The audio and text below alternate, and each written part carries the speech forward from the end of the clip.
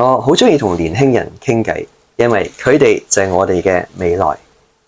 年輕人最緊要咧，畢業嘅時候就能夠揾到自己鍾意嘅工作。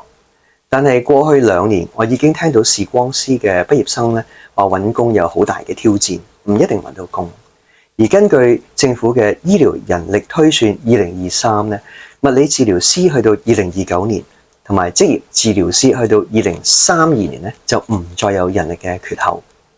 但係過去2年咧，我哋又通過咗3條同非本地畢業生喺香港註冊同埋任職有關嘅條例，包括係護士註冊條例、牙醫註冊條例同埋專職醫療業條例。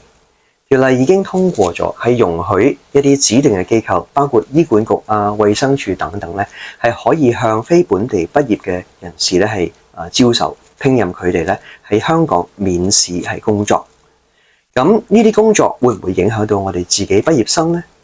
事實上今日你上醫管局嘅廣告嘅網站已經見到一啲招聘廣告咧，係聘任緊非本地畢業嘅放射師。咁我好希望將來畢業嘅同學，如果佢有興趣嘅，佢有個熱誠嘅，依然係能夠留喺公營醫療體系入邊服務。咁因此，我好希望咧，我哋嘅社會係仍然會優先照顧翻自己畢業嘅同學。而事實上喺過去2年嘅法案委員會上面咧，政府係多次承諾咧，不論個法例點樣通過咧，都係會優先聘任翻自己本地畢業嘅醫療衛生人員。喺嚟緊嘅日子咧，我會繼續監察政府，確保政府係履行呢個承諾，亦都咧會睇住醫管局，佢係會優先聘用本地畢業嘅醫療衛生專業人員嘅。